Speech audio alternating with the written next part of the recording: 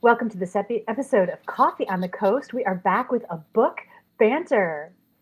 Good afternoon, everyone. Welcome to this episode of Coffee on the Coast. We are here for a book banter. That means librarian Laura Schreiner is joining us from Manitowoc Public Library. Hi, Laura. Hi, Tina. It's so nice to see you. Thank you. It's so good to be back to talk about books. I'm really Yay. excited to hear your recommendations today. Yeah. So, can we start with one that Sure. you most recently recommended to me? Yes. And I happened to read it, and it was a really powerfully good book. Oh, It's called The Frozen River by yes. Ariel Lawhon. Yes. What would you tell us about this book? What I would tell you about this book is the first thing I would say is did you read the afterword, like the author note at the end, or listen to it if you were listening? Did you get to the author note at the end? Remind me what she said, So it talks more about the real life person and takes you through her story. which I didn't know when I was reading it or listening Yes. to it that it was based on a real person. So yeah, I was glad to hear that author's note at the Yeah, end. so I've had people tell me that as much as they liked the book, they liked it even better after finding out she was a real person Yeah. and learning her real story, which is remarkable, especially for that time. So that actually had changed a few people who were kind of sitting the fence, which I thought was strange because I thought it was unbelievable anyway. But there were a few that I talked to and said I was okay with it. I liked it. It was kind of long, but then when she read the backstory and who Martha Ballard really was, and this was her diary and all that even changed further how they viewed it. So yeah, that was the first thing I would say. The other thing I wanted to mention is this book is incredibly hot. It came out in 23. It is still wildly popular. And I was looking into why. So I looked back. So Goodreads nominated it for Reader's Favorite Historical Fiction of 24. I don't think it didn't win, but it got it, I think, enough mention that then people go back and read it because we have really lengthy holds lists on this again. Oh, I bet. It's never really it's not really gone away ever, but it's back with a vengeance in the best way. It's amazing. We own the book discussion kit here. Book groups are clamoring for it. It's great, and it It's deserves it. It is a great read. It's a powerful read, a great piece Yeah, of historical fiction, like you were it is. describing. Right. It's also available on Playaway, which that's how Yes. I listen to it. And Yes. so it's a wonderfully performed audiobook. Right. Viewers, in case that's how you prefer to take in your content. Sure. At first it seems a little heavy. Like when I read the It description, I is. was like, "Ooh, I'm not sure I can dig into that." But Right. it's a beautiful story. It's hard because the position of women Yeah. in some historical fiction pieces is tough. But it's Right. also important that we remember that and recall that because there is no going back. You No, know, no, no. It's very hard to think that as recently, and I use that term loosely, as like 1789, women were just non-presence. They just weren't. They didn't count for anything. right? It's kind of hard to think about that being true and you lived your whole life in the shadow. She was this bright, bright, bright woman, so capable, so giving. But fortunately, she had a husband who was pretty advanced for his time, which helped her a lot too. Right. Otherwise, she couldn't speak for herself in court. She had no voice. And so there are so many frustrating pieces of this Yes. story, but she Yes, does shine as the she does. heroine She throughout, does. and particularly in the end. And I don't want to say too much, but No, I as know. No, I was listening to it, I'm like, Jason, do yeah, you know what just happened? yeah. It's a great book. I was aware of her as an author, Ariel Lawhon. She's written a lot of really great books, but I think this is a masterpiece. Just a masterpiece. Ooh, would you recommend other pieces by her too, if somebody enjoyed this one? She's written Code Name Helene. She's written what else has she written? Quite a bit of yeah, except I don't know some of the others offhand. I know there was Code Name Helene and some others. She's certainly not new, but I think this is her. I don't know if this is going to put her on the map. I think it should. I think Yeah, it should. I think I she's would been on maps before, but not to this. I would definitely read another book by her if I saw her Absolutely. name on a book. Absolutely. Yeah, For sure. You exactly. bet. You bet. Yeah. And we Oh, did it as a book discussion here at the library too. And people pretty much loved it. I mean, it was just, and it's long, it's multi-layered. It's got the history, it's got legal, it's got medical, it's got everything. But it is a long book. It's kind of an investment. So you made it through though, right? How long would you say you listened? How many hours do you think listening did you put in on it? I listen to audiobooks at 2x speed. Okay. Oh, okay. Okay. Okay. I've So never it's done not that. Yeah. 100% fair. Yeah. But oh, it was a fair number of hours. Okay. Okay. Yeah. Yeah, it Yeah. was It's lengthy. Yeah. 6, 8, something like that. At You double know. at double speed. How does that work? Like, I don't think I could listen that fast. You're obviously much better than I. It depends on the audiobook, right? It doesn't work for all of them, but Okay. some of them are such a slow cadence that Oh, but you you, need yeah, to speed it up a little. sure. Yeah. It's a great, I would recommend this to just about anybody. I really would. Would you? Yeah. Oh, absolutely. Yeah. Yeah, absolutely. Good. Yeah. Cool. Okay, so you've got some other books I on your do. list here. Let's start with there's one, and it's called Northwoods. And what Right. caught my eye about this little description is it's the Northwoods of It Wisconsin. is. It And it is. says it may be a vacationer's paradise, but amidst the fishing trips, campfires, and Paul Bunyan festivals, something sinister is taking shape. What Yes. is going on in the Northwoods, Laura? So this author, this is her debut. She's appeared at some library conventions. She is actually a practicing nurse practitioner, and she is a nationally recognized HIV specialist. This lady knows her science. But what's going on is it's not what it looks like at this, wonderful resort. It's actually an undercurrent of an opioid crisis going on. And the gentleman who's the main character is struggling with some PTSD himself. He's a really endearing character, but he's got some problems, from I believe it's military service. His mom is the sheriff. He's like an undersheriff.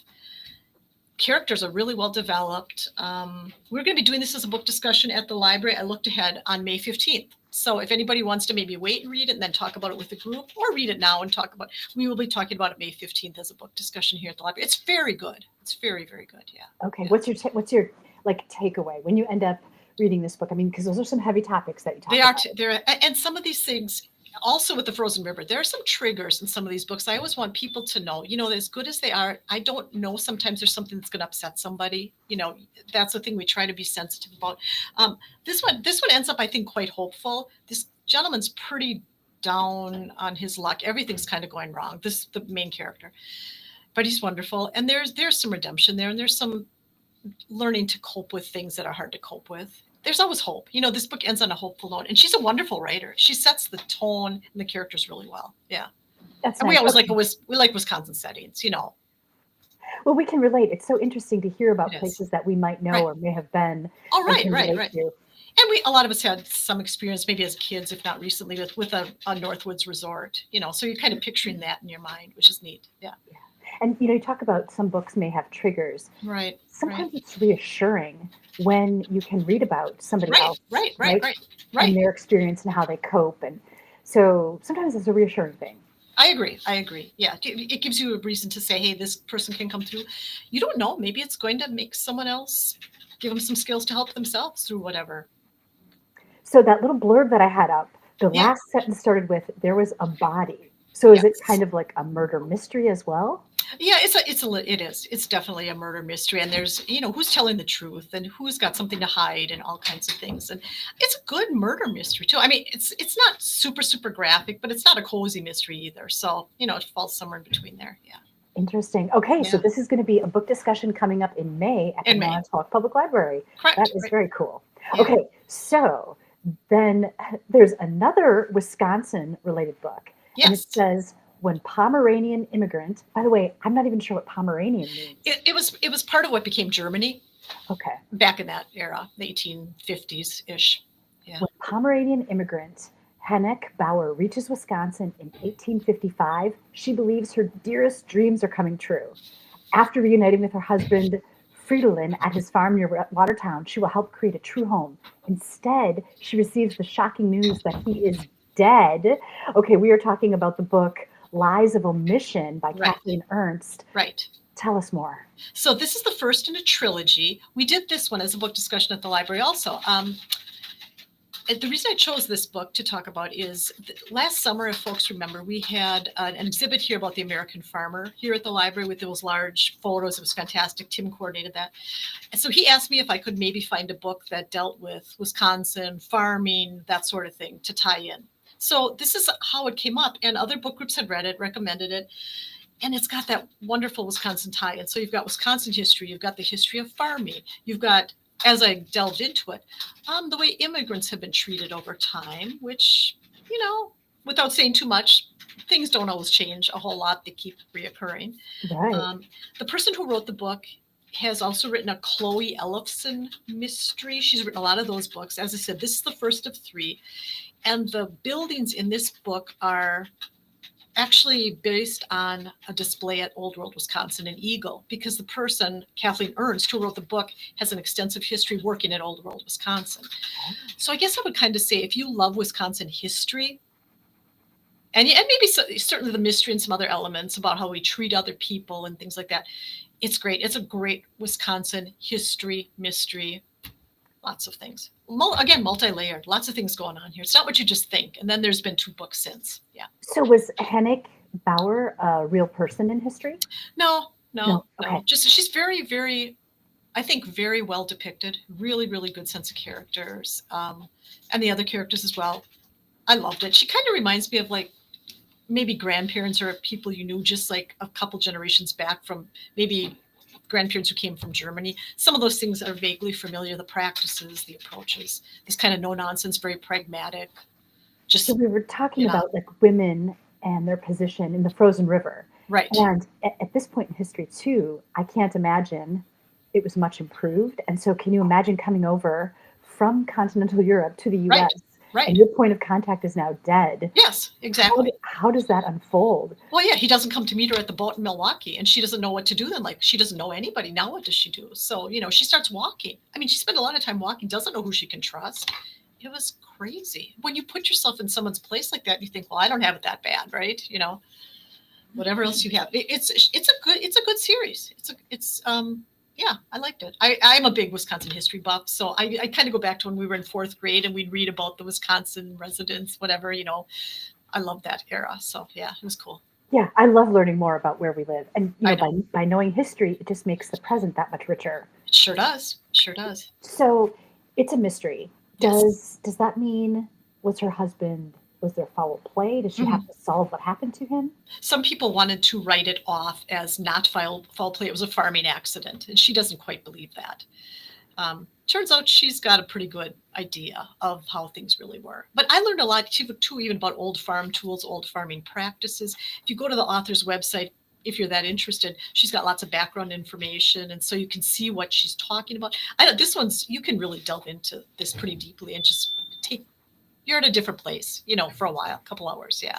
Cool. It's great. Okay, and so you said it's one of a series. Is it the same person then that carries through?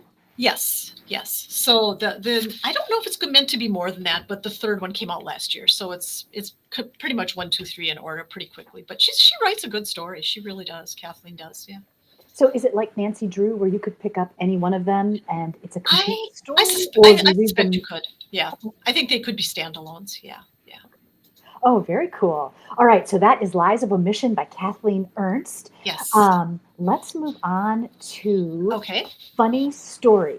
Now, wait, before we get into it, I just want to say this little clip on Libby. It says it's a #1 New York Times bestseller, a shimmering, joyful novel about a pair of opposites with the wrong thing in common. Mm-hmm. Tell us what that means.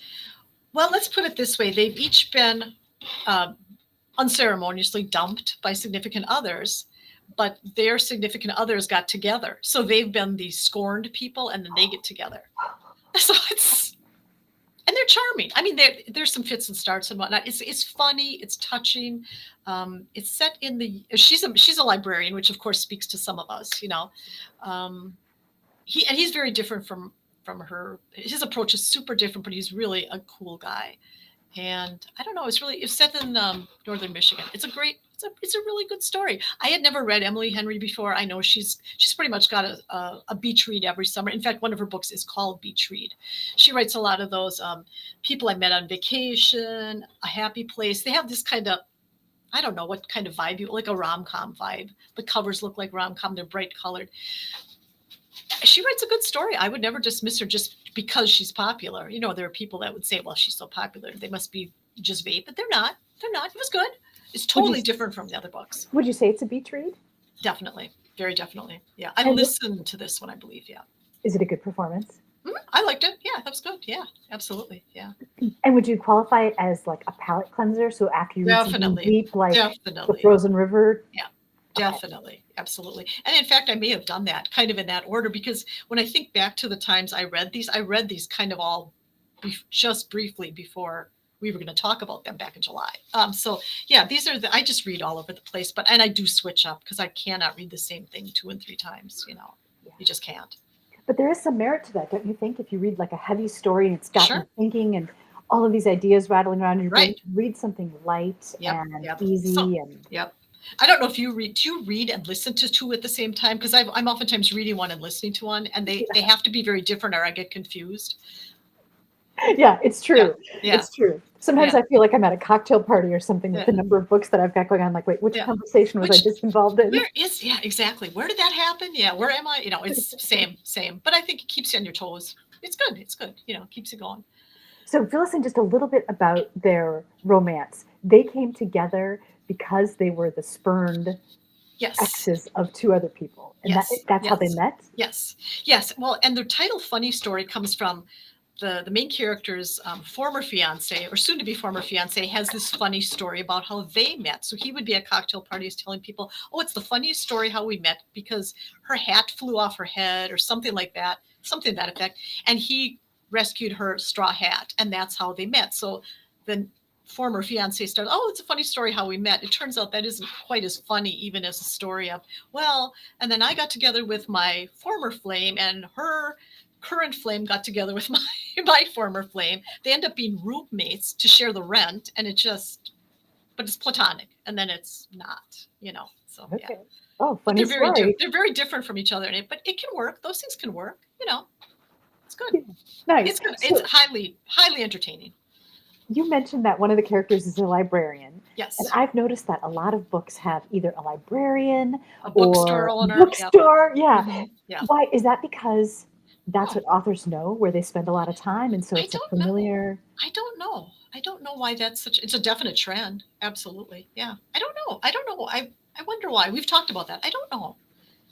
I mean, Yeah. it's lovely. I don't mind in any way, but it's just Not at all. interesting how I feel like it shows up in books more than it shows up in my real life.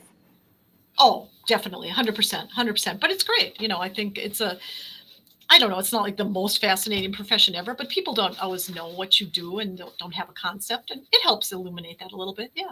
There's a little magic there. Yeah, there is. Okay, Kirsten Miller has that rare ability to take a Right. serious subject and make it very, very funny. I enjoyed this novel, and you will too. So that's Yes. high praise from James Patterson. It is. And we're talking about the provocative and hilarious summer read that will have book lovers cheering and everyone talking. Okay, Yes. so that is Yes. Lula Dean's Little Library of Banned Books by Kirsten Miller. Yes. I'm intrigued. Tell me more. So Lula Dean has a little free library in front of her house, southern town. She appears to be one sort of person, but what she's doing now is she's censoring books. She doesn't have a certain kind of books in her little free library. She's putting in things like how to be a Southern lady and recipe books and all these sorts of things that are going to perpetuate what she considers a great way of life.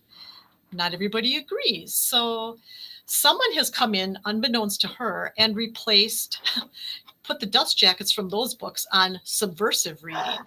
So it's pretty fun. It's pretty fun. She has no idea. So like much of the town begins to kind of be in on this joke, and it just throws everything into upheaval. Turns out maybe Lula Dean isn't who she wants us to think she is either, but it's really pretty fun. Okay, so the books she doesn't want people to read are actually in her little library, but with the covers on that she's approved. Exactly. She doesn't know about the switcheroo. Yeah, exactly. And people in town want to read those books that she doesn't want them to read. The word gets out. You bet. The word gets out. Yeah. Causes in some quarters, some interesting situations. Yeah. I've recommended this to some people. I just stumbled across it. I don't even, again, there's that library, there's that book theme. I do read other things, but it was a neat cover. I kind of like the cover, with the little, and, Therese, who used to do this, has a little free library in front of her house. I know a lot of people who do. Hi, Therese, by the way. We'll say hello. Yay, Therese, yay. So I thought, what a concept. There are people who don't want things out in public, but if you just change up some book jackets, who knows? So did I read a blurb that it ends up starting some interesting conversations in town too? Very because much of what so. people are discovering and the thoughts that they're having. Very much so. Yeah. and people maybe find out we're not that different after all. It's really quite hopeful in the end, but they go through some growing pains. But it's good. It's good. Yeah. And Tim says there's little library. Oh, Teresa's little library is also versive books, right? I can't say. I don't know. I have not used it. I don't know. I've added things to it, and they're pretty straightforward. I'm about open, transparency. What it looks like is what it is. But I don't know. I could see that maybe there are people who try to do things that are mischievous. I don't know. One time I was reading a Stephen King series, Okay. the one about the gunslinger. Oh, So all right. the Dark Tower series. Our tower. Yep. So I'd read the first one and I loved it. And so I went to a used bookstore and I found the second one in Okay. paperback. And I started reading it and it seemed to have nothing to do with the first one. Oh, okay. I'm like, what's going on here? But, Stephen King, I could see how he could have started the story in an oddball location Sure. like that. Sure. And I could also kind of see how it would tie back in. So I kept going. Okay. But it just started getting weirder and farther afield from what the original story was. And finally, like 60 pages in, I'm like, what is happening? And I carefully went through the book, and his name was nowhere except the cover. There were no Really? other, like, if you like this book, these are also by Stephen King. Really? And I'm like, And so then I looked really closely, and yep, Yeah. it was another book slipped into, like somebody had glued it into. See, there you go. So yeah, it actually happened to So I you. don't know if I was at Lula Dean's little library, but I don't know, but it's pretty fun. It's a fun thought. This is one too that I listened to, and it was really well done as an audio. It was very, again, very entertaining. Yeah. And Emily says, we love Laura, and I heartily agree. Well, we all have a good time together. It's a great place to be. It's so inspiring. We have the best patrons. We have the best staff. It's wonderful. Well, that would explain why libraries and bookshops feature so heavily in books, right? Because it's a wonderful place people want to be. As a rule, yeah, as a rule. Yeah. It's true. Fantastic. We've answered our own question. Laura, this has been delightful. Thank you so much for these great recommendations. I really course. enjoyed talking about these books with you. I'm excited to do this again next month. I can't wait. All right. Very good. right. Thank you, Jean. And don't sign off. Don't sign off yet, viewers, because we are going to do a quick little switcheroo. Tim Gadzinski is going to join us and tell us about another upcoming event that you might be interested in. Tales from the Tap Room. This is happening Thursday, February 27th, which is tomorrow. It's a 21 plus event. I hope I'm not taking his thunder away by saying all of this, but I just want you to know how cool this might be, and you might be very interested in participating. Tim, hello. Through the magic of technology. What thunder were you stealing? Oh, I was just talking all about the event, but okay. Just by reading it. Now I'm going to put the placard back up. You tell us what's really happening. Well, I mean, honestly, it really is pretty straightforward. It's what makes it different is that people aren't reading. They're not telling fictional stories. They're not telling stories about, well, my cousin's friend's sister-in-law had this happen to them. It's about things that happen in your real everyday life. So you want participants to come and to share their own real embarrassing story. Correct. Yeah. And the theme is different every time. Like, I do want to give a shout out to Courthouse Pub, because this started at Courthouse Pub in the pre-pandemic stage. It was called the Witness Stand back then when it was at Courthouse Pub. And it was really starting to pick up momentum, and then COVID hit. And we just let it sit for a long time. And then when we wanted to bring it back, on more of like a going out night, because it was at Wednesdays at Courthouse Pub. And even though it was building momentum, we wanted to move it to Thursdays. Well, that's a super busy night there. And I know Brock and Ryan, if we had been doing it this whole time, they would have gone with it because they're great. But I don't, not do I love partnering with them. They're both my friends. And I don't want to take money out of the pockets of my friends. I mean, just plainly said, it was great at Courthouse Pub, and we had some really fun nights. Like the Halloween scary stories one was great. We did one on April Fool's Day that was a lot of fun. You could either tell a story that was true that sounded completely implausible, or a fake story that sounded real, and whoever fooled the most people won a prize. at the end. Nice. Everyone voted. But this one, we're just starting from what it legitimately is. Like, there's The Moth on NPR. Milwaukee has a group called Ex Fabula. But we're doing Tales from the Tap Room. You have 5 minutes in the spotlight to tell your true story. No notes, no props. It's not stand-up comedy. It's not you doing a reading from your as of yet published cyber zombie dystopian super thriller. It's talking about things that happen, and on this theme, it's how embarrassing. Embarrassing for you, embarrassing for anyone else. It doesn't matter necessarily. Well, I think as long as you're in the midst of an embarrassing situation, it's probably best if it's you. Just because that's the most personal and true is something that's actually happened to you. Like, this isn't the story I'm telling tomorrow, which is a whole different creature, because this is a 21 and older event. It's an adults only event. So, And but let's just say out loud that this is happening at Pet Skull. This is at happening Pet Skull Pet Brewing Company, LLC on Buffalo Street. And do people Yes. need to register, or can they show up? Is it already? There's no registration. There's no online registration. Sign up starts at 5:30, and that high tech experience, you'll see the guy with possibly too much beard, with a clipboard signing people up, and we'll get as many people in the 2 hours as we can. You'll have the 5 minutes, and I'll be back, with a flashlight, and I'll start flashing you when it's time to come up, and you will get cut off, but I'm not going to be terribly hardcore, but we're going to get as many stories in to that 2 hour span as possible. And, everyone has embarrassing things. And that's what I love about Story Slams is, it's not something that screams it, but it's a great community builder, because when you go and you tell the stories, whether you can just go and listen if you'd like, but a lot of people come to listen and wind up telling stories, you realize, it's the commonality that comes out in it. No matter politically, whatever you believe, whatever music you like, whatever genre of film you like, everyone tends to focus on their differences when there's really more similarities than differences when you come right down to it. And one of the stories I thought about telling was when I had to be in 6th grade, and I was on the St. Boniface basketball team. And we were playing I can really picture and feel the ooginess of it. Playing at Washington Junior High in the gym, and I thought my coach signaled for a timeout. So I got the ball and I called the timeout. And I'm like, so what are we going to do? Because we were losing, I think, horribly. He's like, what are you doing? I'm like, I thought you signaled a timeout. He's like, I didn't signal for a timeout. And he just rolled his eyes like I was the one, it was my fault that we were losing the game, and everything. And I still can feel how embarrassed I was, because I know it's not true in retrospect, but at the time I felt like all eyes were on me making a mistake. And it just felt terrible because it was a losing situation. If we'd been winning, I don't think I'd feel, I wouldn't remember it as clearly, but.